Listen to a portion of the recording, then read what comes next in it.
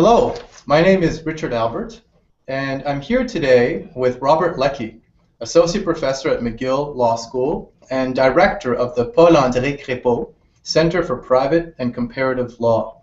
And today we're going to be discussing Robert Leckey's forthcoming book called Bills of Rights in the Common Law. Look for it in or around May 2015. Robert, thank you so much for joining us today to talk about your work. It's my pleasure. So let's begin to talk about your book. What is your book about, Bills of Rights in the Common Law? The book essentially looks at how the judges in the highest courts of three countries that have relatively new Bills of Rights, it looks at how those judges apply the rights instrument, the kinds of things they do in a fairly technical sense at times, but the ways that they have given life to these rights instruments. It's interested in the gap sometimes between what the Bill of Rights says in its text and what the judges actually do. And it invites us to have a sort of grounded, textured, very context-specific sense as to what the Bill of Rights has come to mean and how the Bill of Rights has changed the judge's role from what they used to do before it. Sounds interesting. And what motivated you to undertake this project? As you know, I mean, there's a burgeoning field of comparative constitutional work, and lots of it superb and very enlightening. It seems to me as well that much of the work being done is a little bit abstract, and people often bring a very external perspective. So the political scientists sometimes come at adjudication very much from the outside, and they see how judges are exercising power like any other branch of government. And there are legal philosophers who are interested in the interpretation of different rights. They're interested in comparative interpretation of equality or comparative interpretation of freedom of expression. And sometimes they as well, to my point of view, can be quite abstract, and they're reading judgments for their sort of expositions of theories about rights, but are less interested in the nitty-gritty, if you will, the sort of procedure of how rights become real or how they fail to do so. So it seemed to me that there was room to connect the kind of lawyerly experience, the things that practicing lawyers know about, procedure, standing, things that there are whole textbooks and handbooks and manuals about, to connect those practical things of law into the larger theoretical debates, into the big discussions about whether judicial review is legitimate, into the discussions about the role between judges and the legislature, and to sort of provide a different grounding to the conversations that are already well on their way in the field of comparative constitutional law. In your introduction, you put this point very well. You say, in fields such as law, political science, and political theory, scholars have addressed at length what judges do under a Bill of Rights. By comparison, scholars, you say, have neglected the how of judicial review. For instance, matters of procedure and technique and influential elements of judgments that accompany an outcome on rights. Yeah, for me, I mean, I'm glad that struck you. It was a kind of breakthrough moment for me when, in talking with a colleague, we kind of distinguished the what from the how. So there's a lot of discussion about the fact that judges now sit in judgment on legislation, the fact that judges have the power to declare legislation invalid.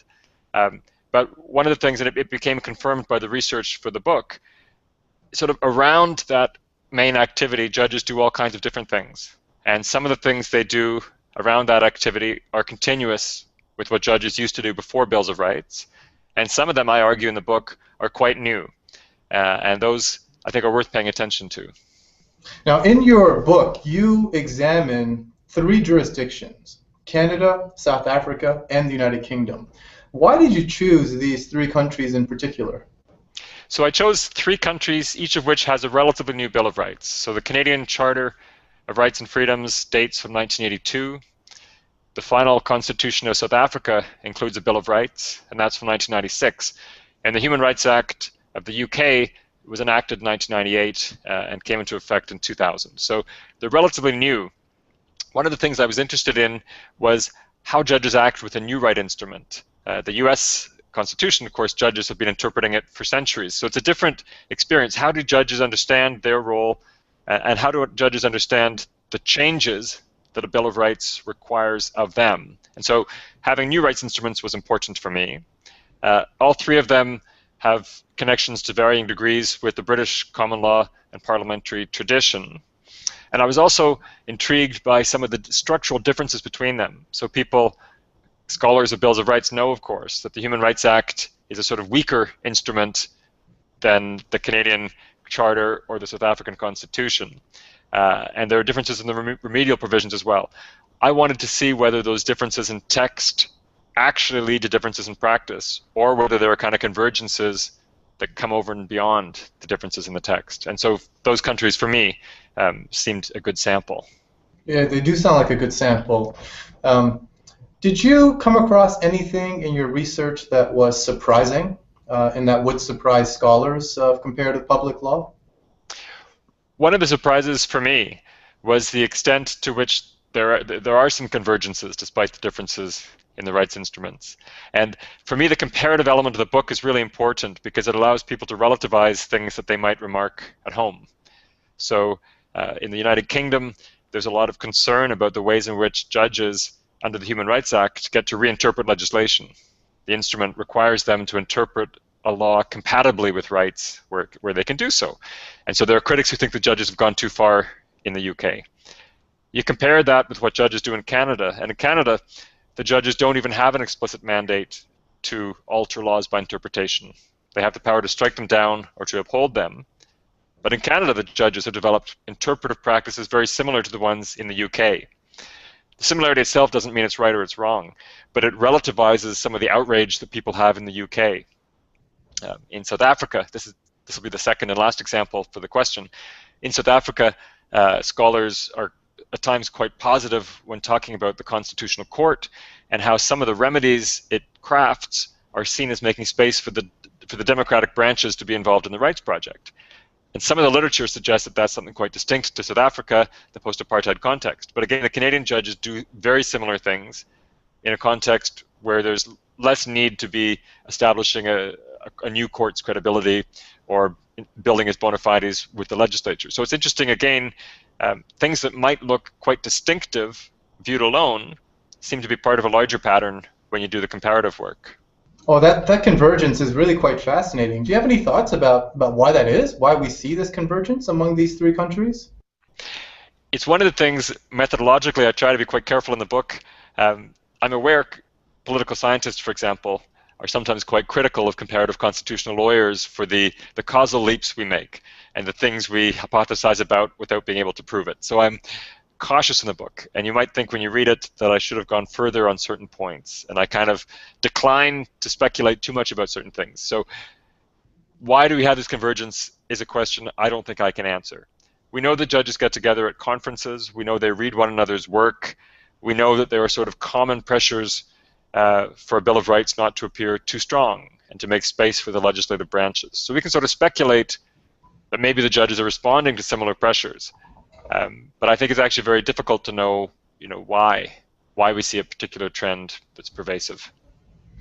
As far as methodology, have you encountered any difficulties, or did you encounter any difficulties in putting the book together and conducting your research? Yeah, I mean, the methodological challenges with any kind of comparative law can be quite daunting at moments. So one of the things is you find that even the doctrinal language is different from one place to another. So we know this already, that we know to be on the lookout for this, but the index to a book from one country won't capture things the way it would in another country because the terms are different.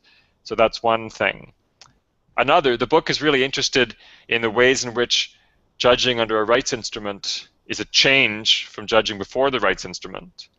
But it's quite difficult making those kinds of judgments, saying I think the judges are bolder now than they were.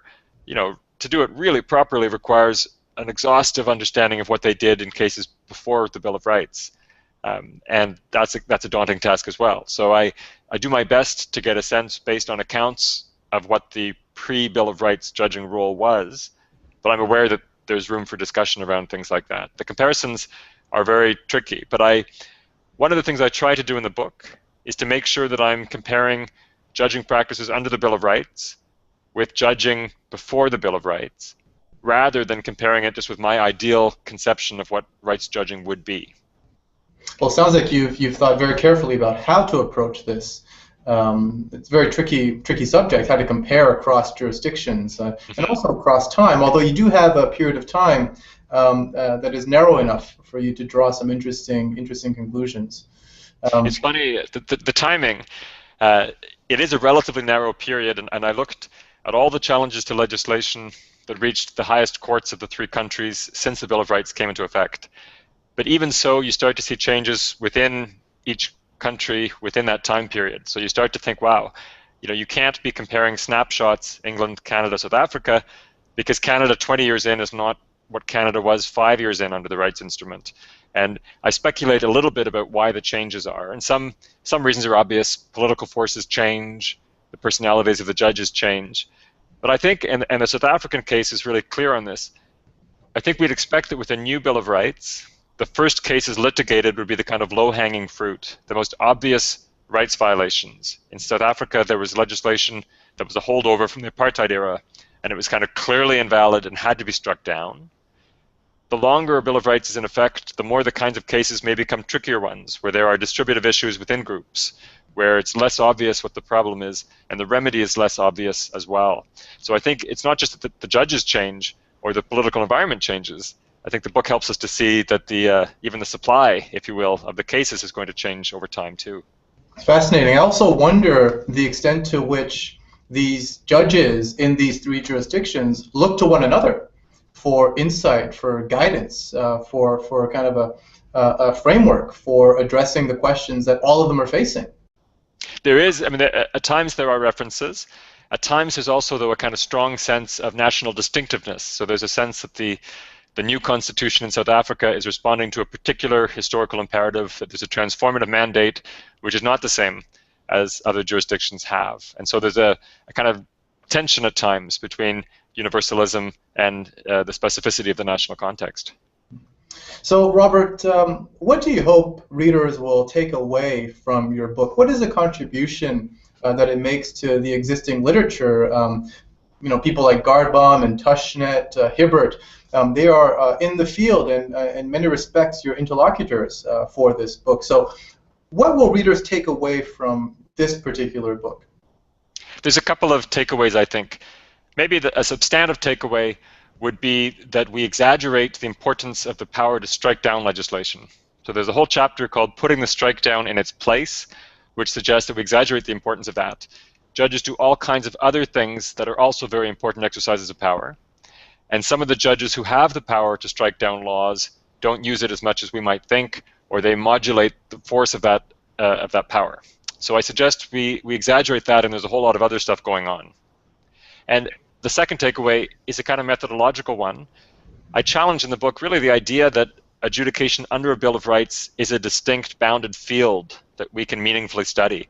I suggest if we want to know how judges exercise power, we need to look at how they did it before the Bill of Rights, and we need to look at how they do it in cases not involving the rights instrument. So you need to be comparing what they do under the Bill of Rights with what they do in ordinary contract cases and what they did in ordinary public law before the rights instrument. So I quite strongly challenge what I call Bill of Rights exceptionalism, the idea that you can meaningfully study the Bill of Rights on its own.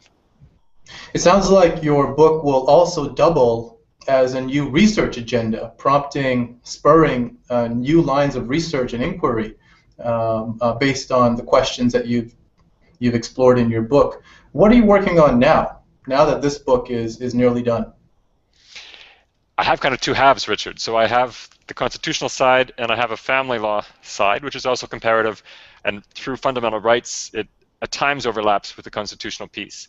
But I've been working on some comparative family law things recently, looking at the way we regulate people's identity, or the expectations we have that the state could help people establish their identity around adoption and genetic donation, anonymous donor conception. So it's a bit of a change in direction.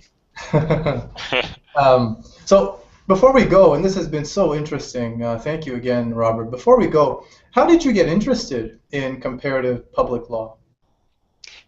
I think it began, as they sometimes do, you take a particular issue.